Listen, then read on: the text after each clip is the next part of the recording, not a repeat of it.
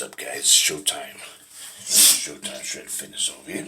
Size, growth, get big. Alright. So today we'll talk about another oral.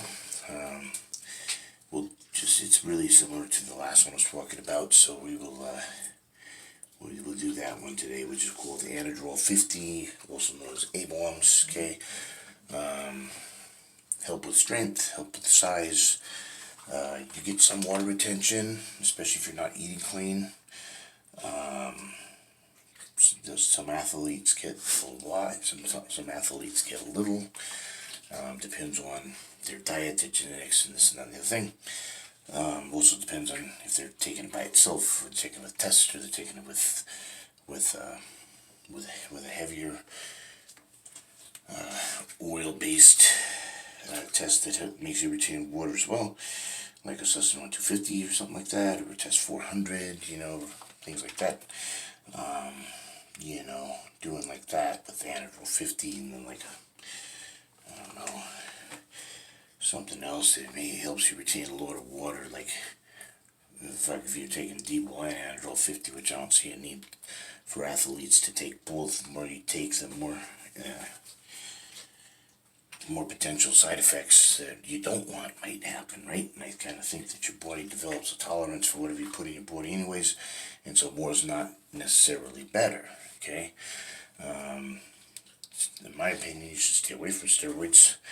If you decide to take them, you want to make sure you research them inside and out, all the positives, all the negatives, get all the opinions you can from the right people, the top athletes who are willing to talk to you about it and guide you through it, and the doctors that actually know about the products, not something they've read a paragraph in college. You want somebody like the anabolic doc, or you want somebody like, hormone therapist, doctor, right? HRT, TRT, and some of those you got to watch out for. Some of those are just really money oriented, and they'll just take somebody off of the street that might just need a little HRT, and they'll put them on crazy shit. Anabolic doc did a whole video on that, how they were doing like tren and test and mast and frickin' HGH and fucking clenbuterol. All these things like they would normally use to T3 to prep for a show, and these guys are just normal guys with just a little bit of a dip down in there, just a little bit of test and or a little HGH probably wouldn't play for these guys. So you gotta watch some of those clinics too, because some of them, unless you're wanting to go overboard and you've done your research, you gotta be careful with that, right? Especially if you're not even competing. So the strength gains for some people are through the roof. Most powerlifters love Anadrol 50. Most strongmen as well, like the A-bombs. Even a lot of top athletes in bodybuilding like Anadrol 50 on the off season. Some of them like it on the on season prep. Some don't, because of the potential water retention. A lot of them will cut it out sometime during the prep, like a third to half of the way through, or even 3/4 of the way through. Some will run all the way through. It depends on the athlete, their meal plan, the way their body reacts, right? But yeah, you gotta really know what you're doing with any of this stuff, okay? Because it's a calculated risk, and you might be one of these unlucky people that freaking takes the smallest dosages and freaking have really bad side effects, maybe short term or maybe long term. But I believe that with this kind of a thing, it's like anything else, right? A little bit of something, moderation, unless you're really allergic to it, you just have a really bad reaction, your body just can't handle it. Usually, not always though, right? Some people get fucked up on the smallest dosages, the most safer dosages they'll get, because there's no safe way, but there's nothing safe in life, really. When you really think about it, we take calculated risks every day. Going out to a car and driving down the street, or going to work, or pickup, drop off. It's one of the most dangerous calculated risks you can possibly take. So, we choose to do that based off of risk to benefit ratio, right? And that's why I always tell people, use your risk to benefit ratio. Also use your noggin here, right? If it's really against your ethic and moral code, it's against your values to take something, especially if it's illegal in your country, right? Unless it's by prescription, and there's even people that feel like it's wrong even if you can get a prescription for it. So you got to use your own brain with this stuff. Don't try to let people talk you. If you want to be a lifetime natural, man, be a lifetime natural, okay? Don't let a gym rat or a friend or anything talk you into doing something you're not comfortable in doing. Does that sound fair enough? Because you're the one's got to look at yourself in the mirror and be all right with the choices that you make and what you choose to put it or not put into your body. Sound fair enough? And I'm really non-judgmental, like, with this kind of stuff. People, if they take small dosages, large dosages, no dosages, it's none of my business, right? I'll warn people if I feel like if they give me information, and I feel like it's not helping or it's harming them, I will give my personal opinion, and then I'll tell them to back it up, because I'm not a doctor, so I'm not authorized to give advice. I'll just tell what I've seen from other athletes, okay, and in my personal research.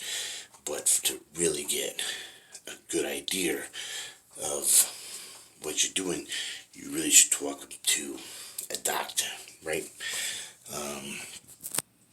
They're the ones that really know this kind of shit, okay? Yeah, they're probably going to give you a lot more than you wanted, a lot less than you wanted to take, okay? But they're doing that, well, if they're even authorized to prescribe it, right? If your test levels and HGH levels are already in the normal range, they might not be able to legally do that for you. Or there might be a gray area where they can, but they still might get in trouble. It's kind of an iffy gray area, and they don't want to take that risk, and I get it. I don't want a doctor to lose their medical license in helping me out, right? So you gotta respect that as well.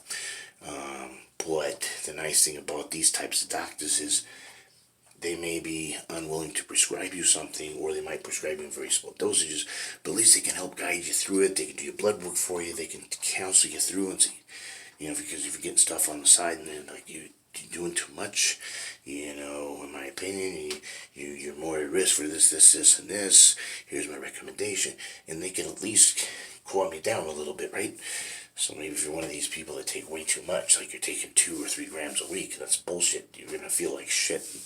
It's not gonna, I guess everybody's different, but people I've talked to that done 2 or 3 grams in a week, they don't feel good usually. And if they feel good the first week, then by the second or third, they're fucked up, right? So, a lot of these stories on these top athletes that have got longevity in sport doing these truckloads of steroids, not true. A lot of them only do like 400 to 1,000 millis a week. A lot of athletes over the years have come out and spoke honestly about their dosages. Lee Priest is one, Ronnie Coleman's the other. There's a few of them, right? And Dorian Yates another one. Their doses are like this, like 1,000 milligrams or less, a gram or less.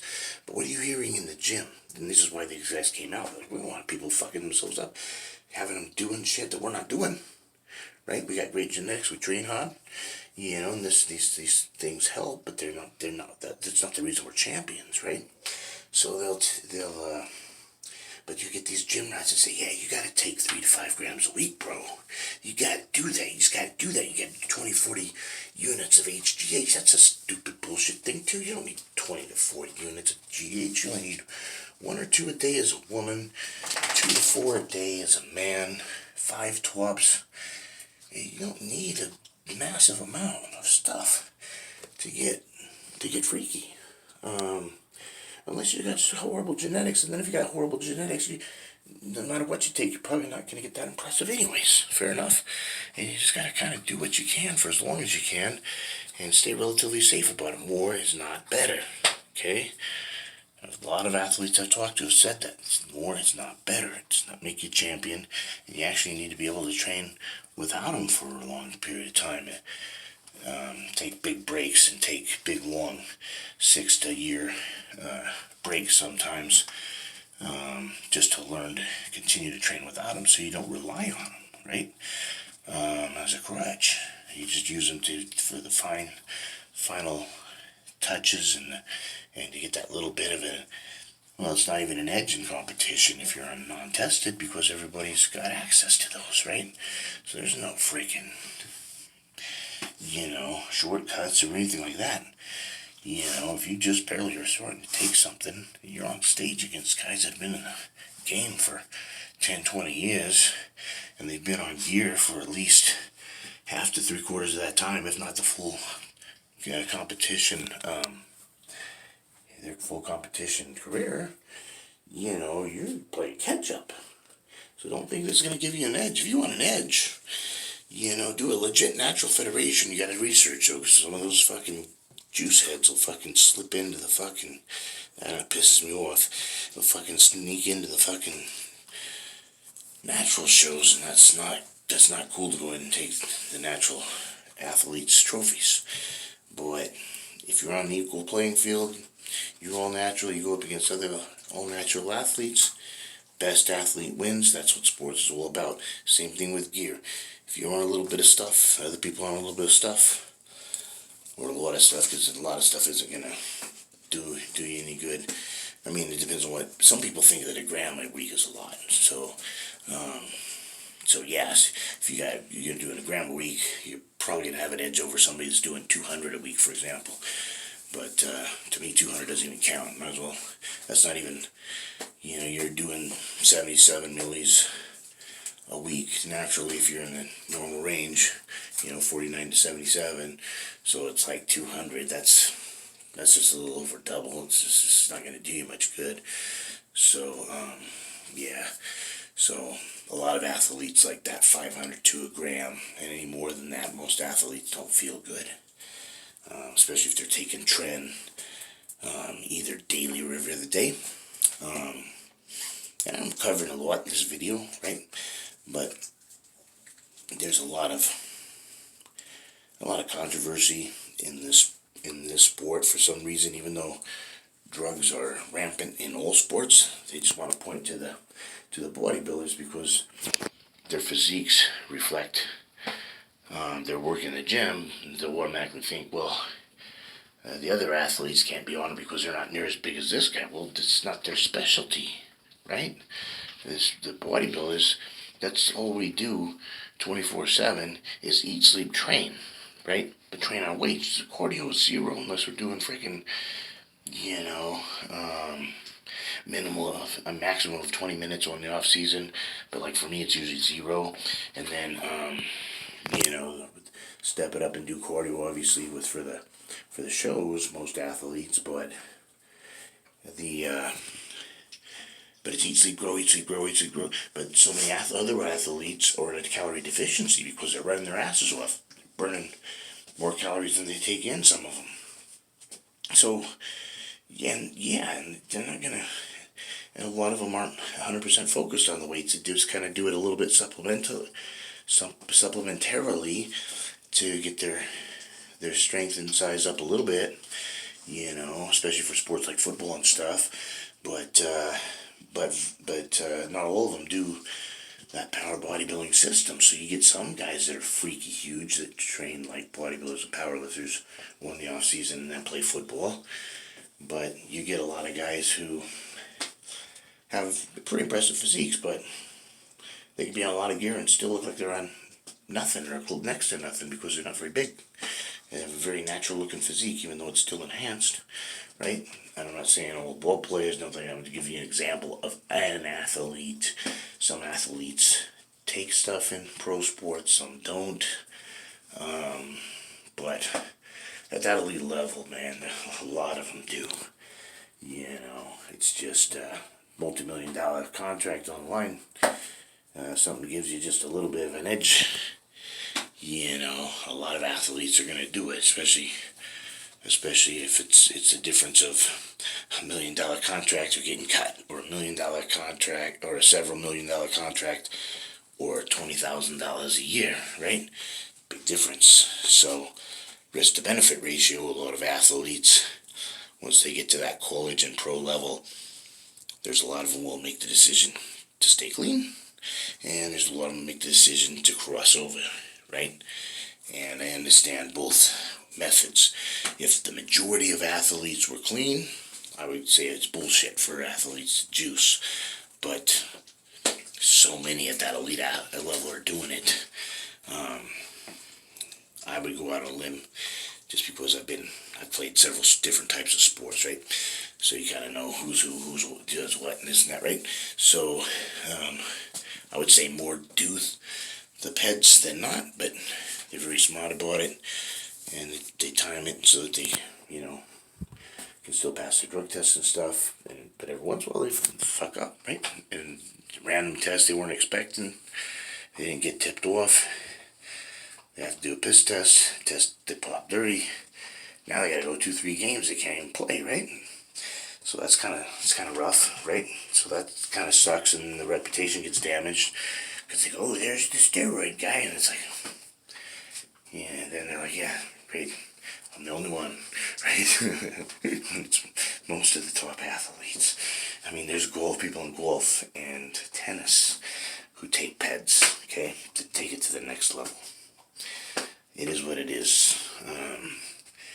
I don't judge. To me, it's about personal power and choice. I think that our sport of bodybuilding, powerlifting is best in the world because we have tested, non-tested. So yeah, you check the box, right? I was at one power meet. There were 4 people that checked the box to be tested. So just to give you an example on how many people want to go to that next level, right? Because there were a lot of competitors, like 50 or 100 competitors there. 4 of them checked the box to compete in the natural league. Also shows you how much integrity that meet had, because I knew the 4 natural, and they were natural their lifetime. One of them was my dad, and I just knew these people were they're clean. A lot of times word gets out, you fucking figure things out, right? But yeah, so that's integrity, though, also on the part of the non-tested guys, right? And gals, they didn't try to sneak in there and try to, manipulate a drug test or anything. They're like, I want to go against the best, I'm here to win, and I'm here to get some PURs, and I'm not checking the tested box and stealing a trophy from somebody, right? That's the way it should be, right? Play by the rules. That's why I love our sport. It's the best sport in the world.